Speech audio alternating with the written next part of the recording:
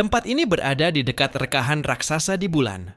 Mereka bahkan bisa melihat bongkahan-bongkahan besar puing bulan yang dari area pusat bulan seolah didorong oleh suatu kekuatan yang sangat kuat hingga menonjol keluar, membentuk sebuah gunung yang menjulang.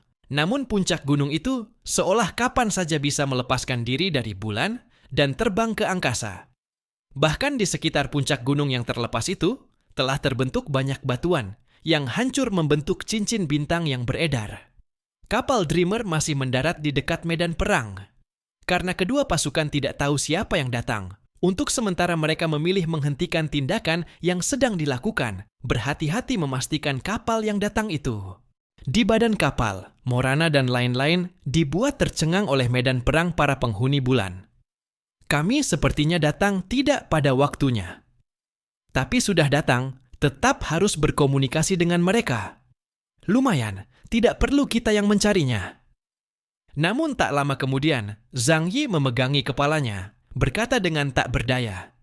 Tapi sepertinya mereka tidak terlalu menyambut kami.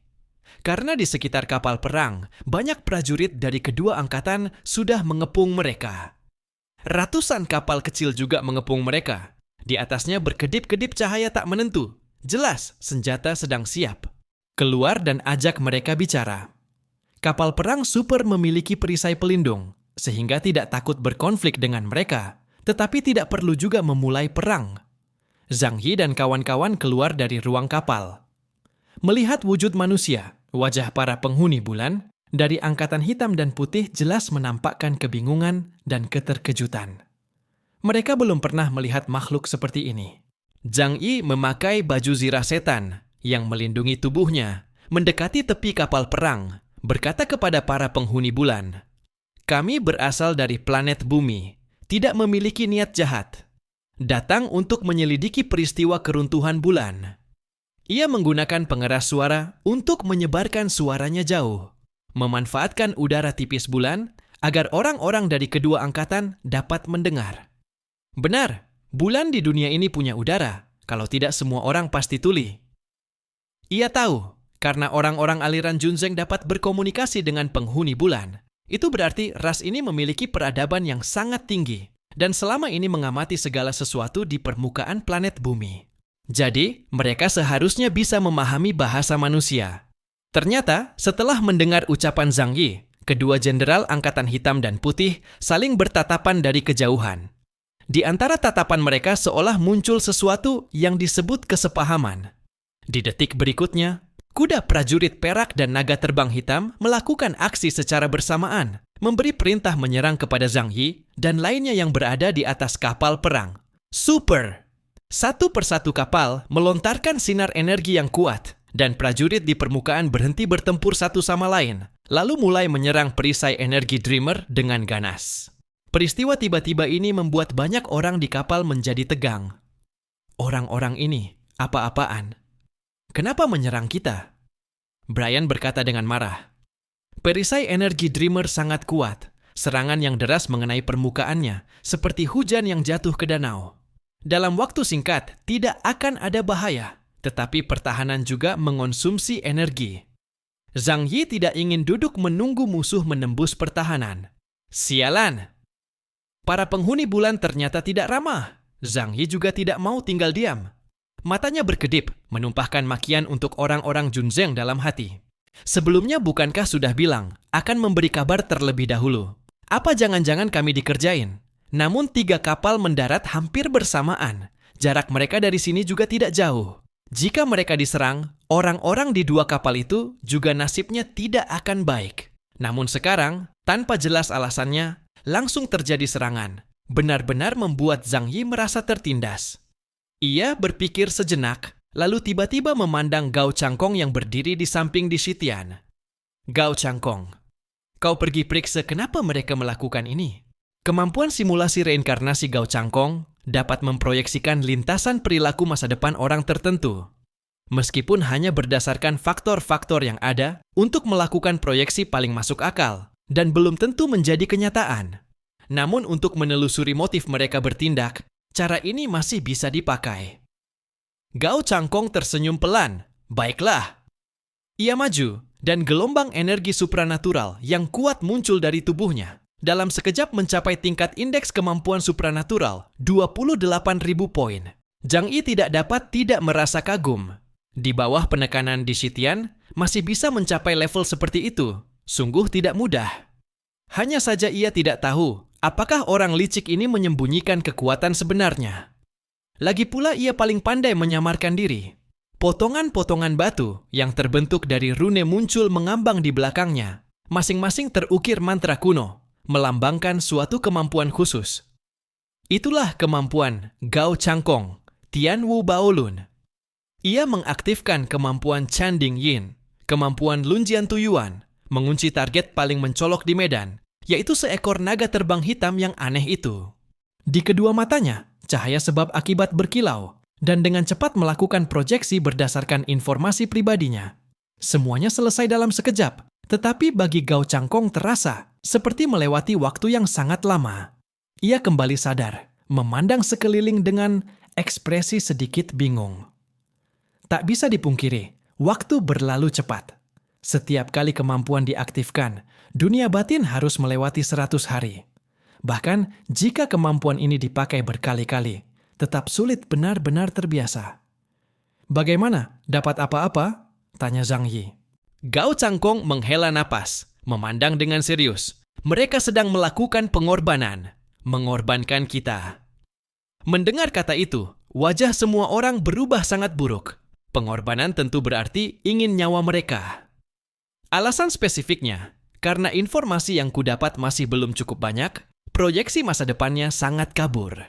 Tapi saat ini, kita masih harus melewati kesulitan ini dulu. Senyum dingin terukir di bibir Zhang Yi. Kesulitan? Maaf, ini mereka yang akan merasakannya. Tanpa alasan tiba-tiba diserang, siapa kira Zhang Yi akan sabar?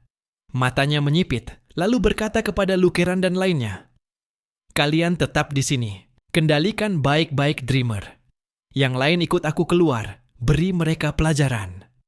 Setelah berkata demikian, ia memberi isyarat kepada Morana dan yang lain, lalu dirinya lebih dulu menerjang keluar dari perisai energi.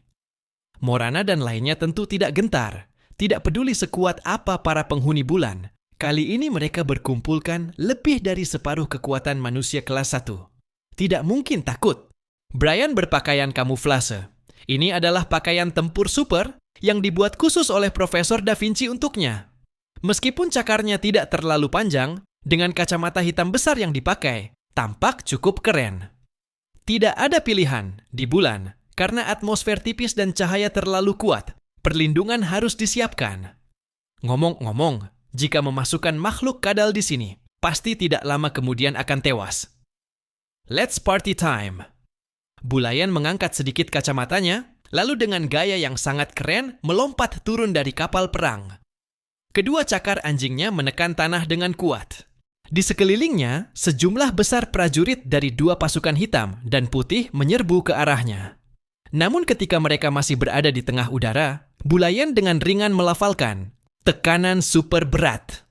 Dengan kedua tangan Bulayan sebagai pusatnya, dari bawah tanah memancar sebuah gelombang gravitasi tak kasat mata, menyebar ke 4 penjuru. Di dalam radius beberapa ribu meter, gravitasi mendadak meningkat hingga ribuan kali lipat.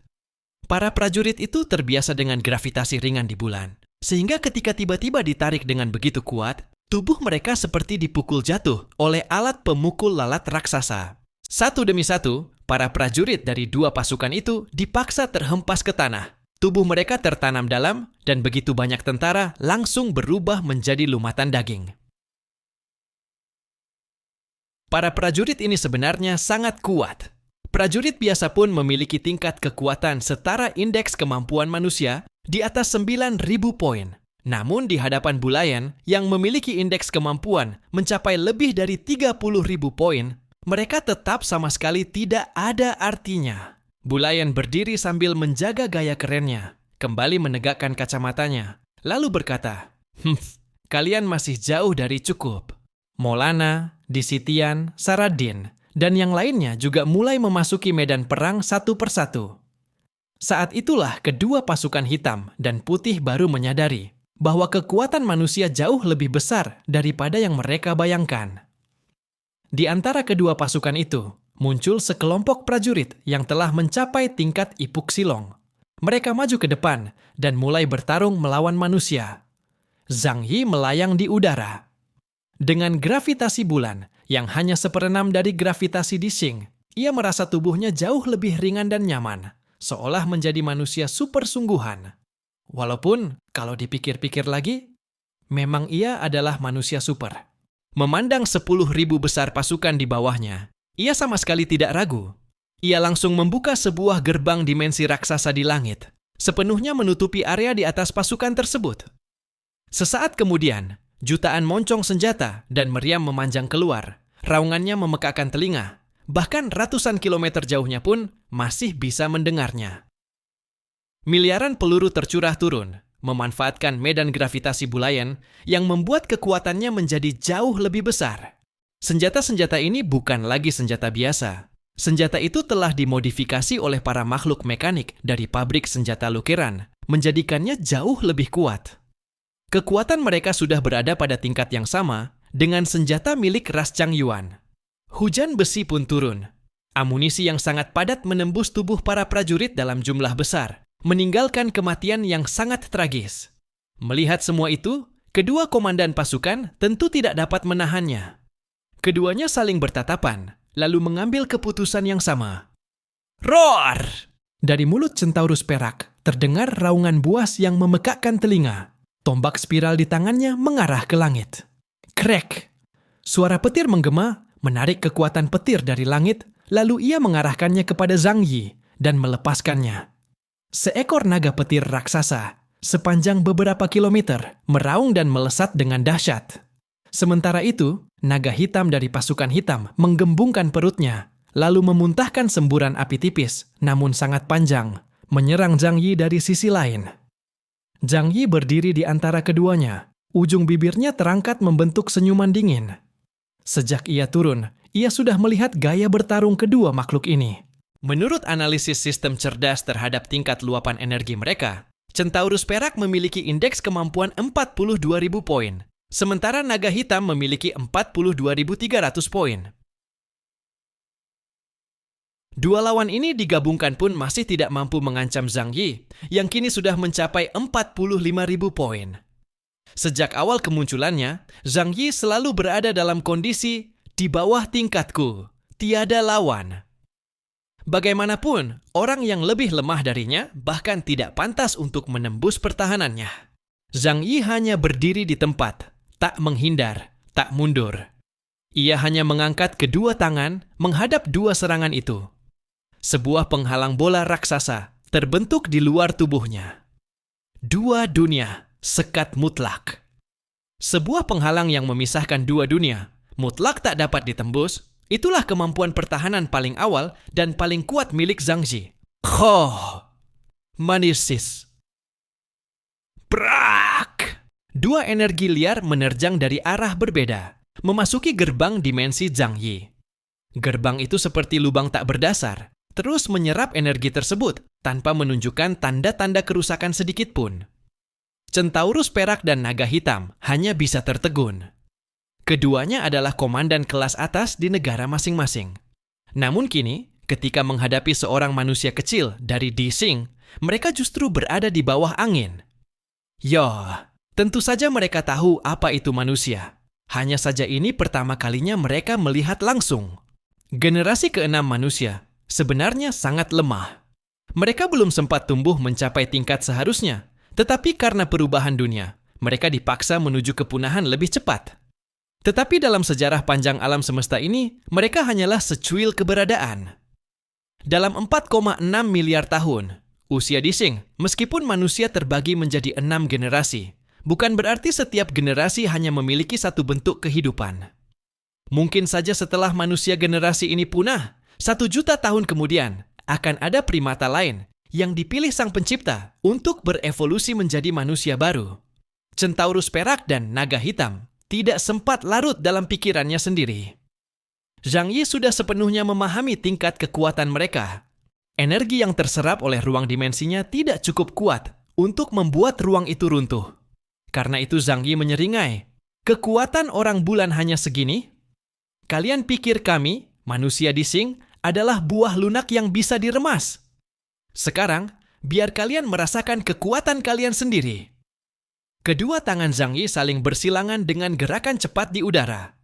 Semua serangan yang ia serap dipantulkan kembali ke arah lawan masing-masing, melewati tubuh Zhang Yi, seakan tubuhnya hanya ruang transit. Serangan Centaurus perak menyerang naga hitam, dan serangan naga hitam menyerang Centaurus perak. Keduanya bahkan belum sempat pulih dari syok setelah melihat serangan mereka dihentikan Zhang Yi. Kini, mereka langsung diserang kembali, tanpa sempat membuat pertahanan apapun. Boom! Boom! Centaurus perak dan naga hitam langsung terlempar jauh. Di permukaan tanah, pasukan manusia memang hanya puluhan orang, namun semuanya adalah petarung kelas 1 dari Dising. Molana, Disitian, Bulayen, Saradin.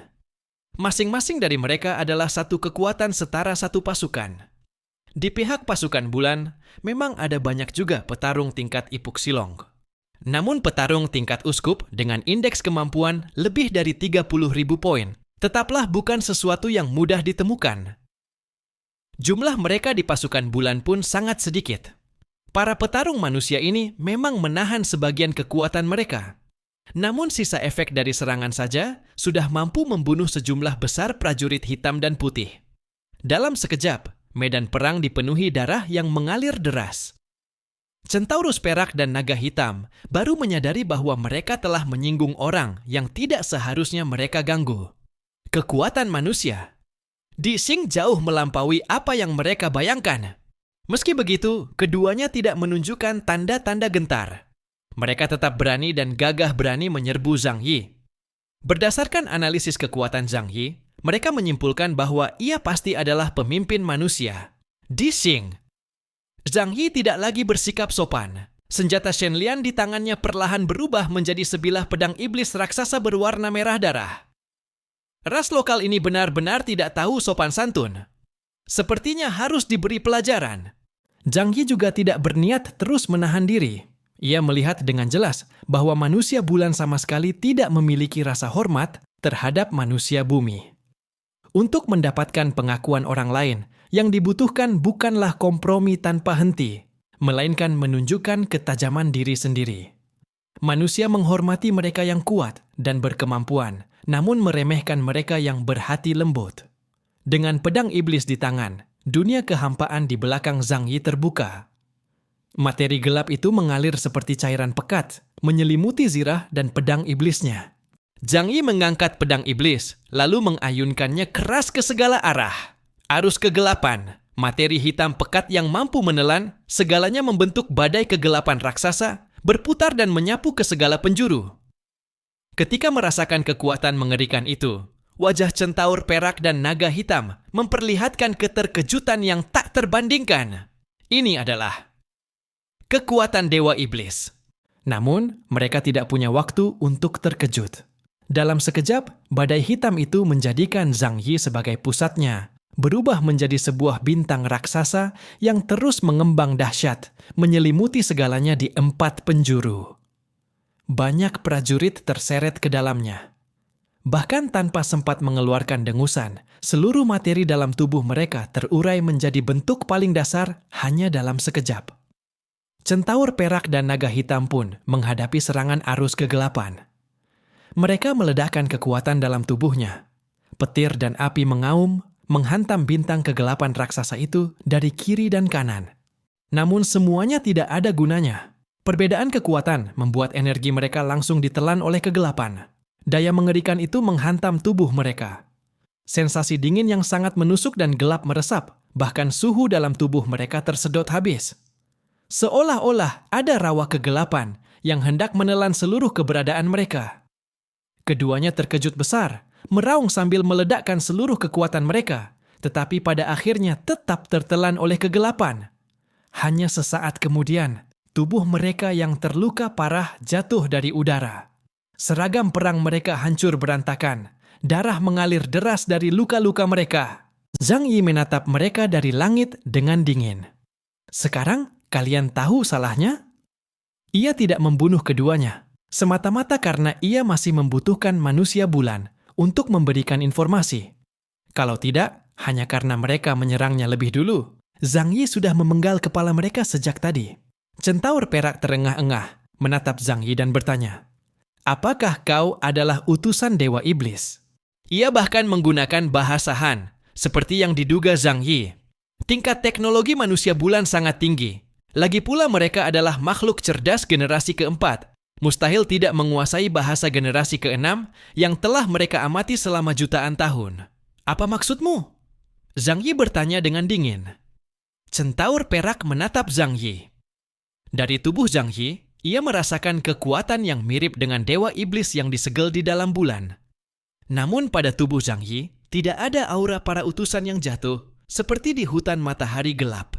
Seluruh medan perang, setelah Zhang Yi menekan kedua komandan lawan, membuat pasukan manusia memperoleh keunggulan mutlak. Banyak prajurit kedua kubu tewas. Zhou Ke yang berada di dalam kapal perang merasa khawatir ketika melihat semua ini. Kali ini, kita sudah benar-benar bermusuhan dengan manusia bulan.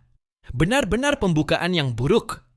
Awalnya mereka berencana mendapatkan bantuan manusia bulan untuk menyelesaikan masalah runtuhnya bulan. Sekarang, mungkin sebelum menyelesaikan masalah itu, mereka akan berperang lebih dulu dengan manusia bulan.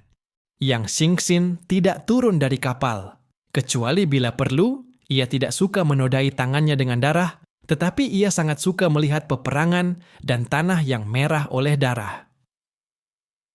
Menunjukkan kekuatan adalah dasar untuk mendapatkan rasa hormat. Masalah ini bukan hanya milik kita, aku rasa mereka sendiri juga sedang kerepotan. Kita bicarakan lewat negosiasi dulu saja. Yang Xingxin berkata datar. Zhang Yi perlahan turun dari langit, dan medan perang sudah berhasil mereka kuasai dengan cepat. Kedua komandan lawan menghadapi Zhang Yi tanpa kemampuan melawan. Perbedaan kekuatan terlalu besar dan mereka tidak bisa membayangkannya. Kekuatan di tubuh Zhang Yi juga membuat mereka penuh keraguan dan ketakutan. Sekarang, aku ingin menanyakan beberapa hal. Misalnya, siapa kalian dan mengapa kalian berperang di sini? Zhang Yi bertanya tenang. Pedang iblisnya menunjuk ke tanah. Jika dua makhluk itu tidak memberinya jawaban memuaskan, ia tidak keberatan melayangkan dua tebasan lagi. Centaur perak menekan lukanya dan perlahan berdiri. Kalian berasal dari bumi? Manusia generasi ke-6 dari bumi, setahuku, sangatlah lemah. Kalian bahkan tidak menguasai kekuatan eter. Karena suatu kegemaran khusus Sang Pencipta, ke-6 generasi manusia semuanya memiliki ciri-ciri humanoid. Hanya saja masing-masing generasi memiliki perbedaan. Misalnya generasi kelima pada dasarnya adalah makhluk berkategori reptil, memiliki sisik dan ekor. Ras naga, manusia kadal, dan bangsa Nash adalah contohnya. Namun orang-orang dari negara Jepang merupakan pengecualian. Mereka berasal dari hewan pengerat pada masa reptil yang berubah setelah diberi pecahan eter. Generasi keempat adalah bangsa Ikhwan yang memiliki ras bersayap. Generasi ketiga adalah bangsa Deruk, dan seterusnya, semua humanoid. Dari tampilan luar, generasinya dapat ditentukan. Manusia bulan telah mengamati bumi selama waktu yang sangat lama, jadi perkembangan manusia selalu mereka perhatikan. 5 tahun yang lalu, manusia masih lemah dan menyedihkan, belum membangkitkan kekuatan khusus. Tingkat teknologi pun sangat tertinggal. Karena itulah centaur perak dan naga hitam terkejut ketika melihat kapal perang super yang dibawa Zhang Yi, serta kekuatan pribadinya.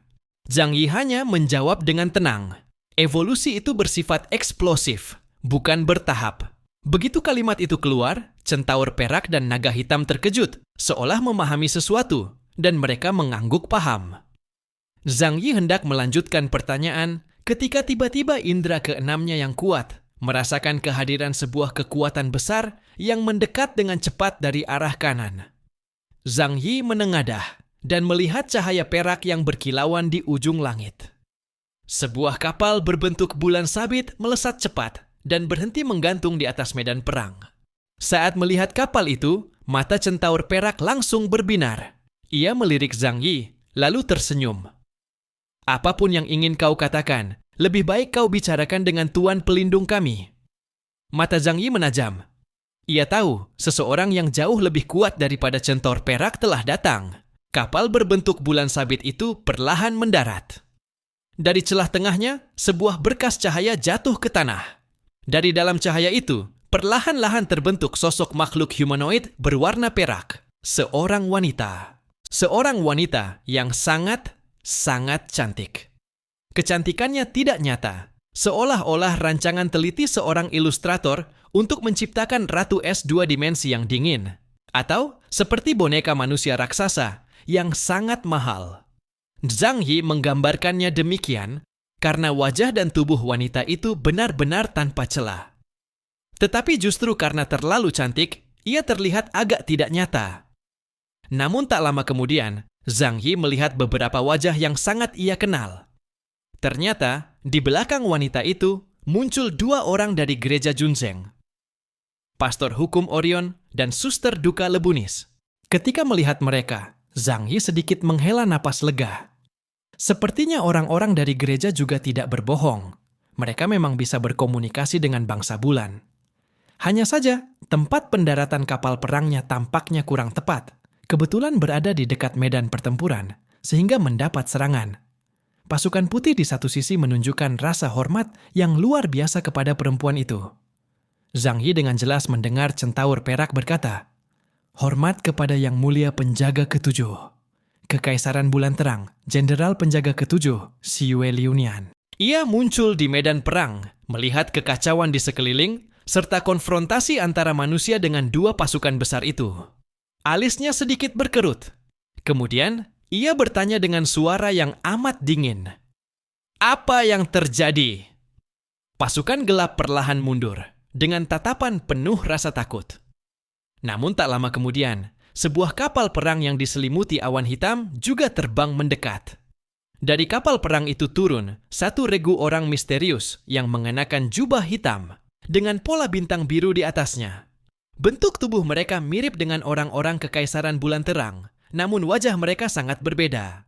Orang yang berdiri di paling depan memiliki rambut panjang berwarna putih, tetapi fitur wajahnya seperti diselimuti kegelapan, tak terlihat sama sekali. Di belakang kepalanya, ia mengenakan hiasan berbentuk bulan sabit biru tua.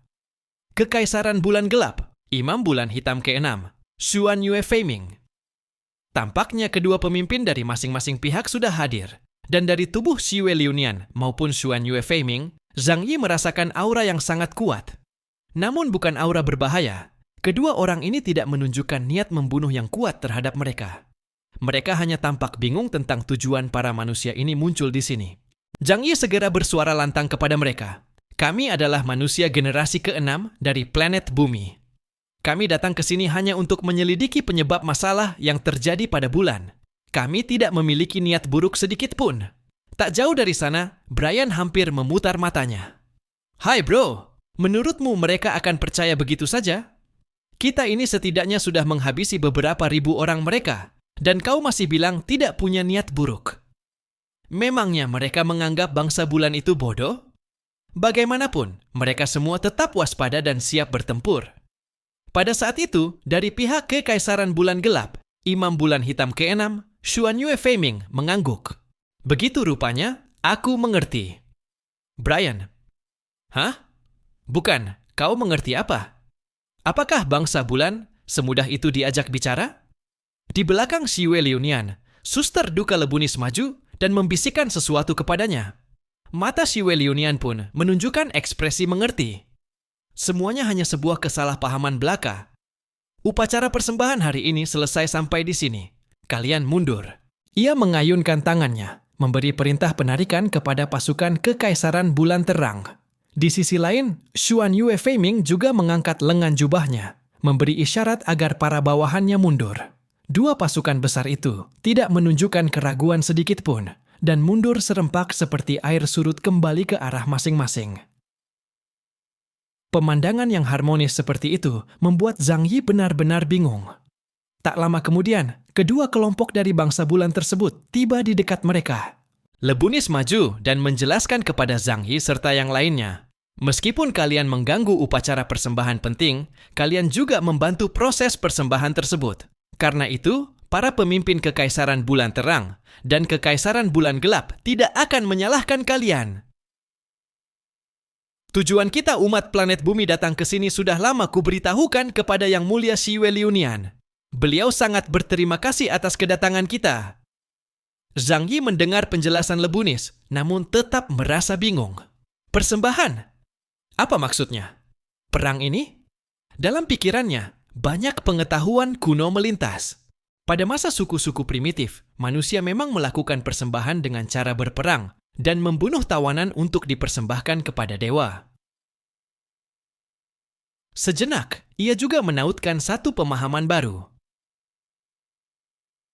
Tak heran saat mereka turun, kedua pasukan sekaligus berbalik arah dan menyerang mereka. Sepertinya mereka berniat menjadikan mereka persembahan juga. Sikap Zhang Yi tetap sangat hormat. Postur tubuh bangsa bulan sekitar sepertiga lebih tinggi daripada manusia biasa. Dua pemimpin, Kekaisaran Bulan Terang dan Kekaisaran Bulan Gelap itu, bahkan jauh lebih tinggi daripada Zhang Yi. Tetapi ukuran tubuh itu masih dalam batas yang dapat diterima. Shiyue Liunian, cantik, seperti boneka yang dipahat oleh seorang maestro. Sementara Xuan Yue Feiming sama sekali tak terlihat wajahnya, memberikan kesan yang jauh lebih misterius. Keduanya tampak tidak akur. Saat Shiyue Liunian menatap Xuan Yue Feiming, matanya dipenuhi ketajaman yang dingin. Tamu dari planet bumi, kami akan membawa mereka terlebih dahulu. Namun Xuan Yue Feiming berkata, kami juga memiliki sesuatu yang perlu kami sampaikan kepada mereka. Situasi menjadi agak aneh. Zhang Yi sendiri tidak memahami apapun tentang bangsa bulan dan segala hal yang ada di atas bulan. Karena itu, ia tidak tahu harus memilih bagaimana. Ia hanya bisa melihat ke arah orang-orang gereja, menunggu keputusan mereka. Pastor Hukum Orient mengusulkan, bagaimana kalau begini? Kita membagi diri menjadi dua kelompok. Satu kelompok mengikuti Kekaisaran Bulan Terang, satu kelompok mengikuti Kekaisaran Bulan Gelap. Setelah mendengar penjelasan dari masing-masing pihak, barulah kita berkumpul kembali. Bagaimana? Zhang Yi menggerutkan kening. Membagi pasukan, meskipun Xuan Yue Feiming memberinya sedikit tekanan, jika benar-benar terjadi pertempuran, ia cukup percaya diri mampu menyelamatkan diri. Bagaimanapun, ia masih memiliki banyak kartu andalan. Karenanya, ia tidak keberatan. Bagaimana dengan kelompok dari Columbia? Zhang Yi bertanya. Lebunis menjawab, mereka sudah bergabung dengan kami, namun berada di arah lain. Akhirnya, setelah bermusyawarah, diputuskan bahwa Zhang Yi dan kelompoknya akan pergi ke Kekaisaran Bulan Gelap, sementara orang-orang gereja serta kelompok armada Columbia akan pergi ke Kekaisaran Bulan Terang. Setelahnya, kedua pihak akan saling bertukar. Setelah mencapai kesepakatan bersama, kedua kelompok pun berpisah. Zhang Yi, sebagai pemimpin armada, langsung berjalan ke depan Xuan Yue Feiming, memberikan perkenalan diri dengan sopan. Aku berasal dari negara terkuat di planet bumi. Negaraku bernama Huaxu. Namaku adalah Hundun. Tujuan kedatanganku kali ini adalah menyelidiki perubahan yang terjadi pada bulan. Karena kami menemukan bahwa bulan mulai runtuh, dan kemungkinan pecahannya akan jatuh ke planet bumi, yang dapat mengancam kelangsungan hidup kami. Tatapan Xuan Yue Feiming sempat berhenti sejenak pada kapal perang raksasa itu, namun hanya sesaat saja. Ia tampak terkejut, tetapi tidak terlalu terhentak. Sebagai makhluk peradaban generasi keempat, mereka dan bangsa Changyuan berasal dari era besar yang sama. Hanya saja dalam rentang ratusan juta tahun itu, mereka mungkin berasal dari waktu yang berbeda. Karena itu, melihat kapal perang super besar semacam itu bukan pertama kalinya bagi mereka. Bahkan mungkin, teknologi mereka dulu pernah mencapai tingkat serupa. Terdengar suara tawa Xuan Yue Feiming. Walaupun ia berdiri tepat di depan Zhang Yi, suara itu terasa seperti datang dari tempat yang sangat jauh. Kami sangat menyambut kedatangan kalian. Saat ini, kami memang sedang menghadapi masalah besar. Setiap bantuan adalah sesuatu yang kami butuhkan.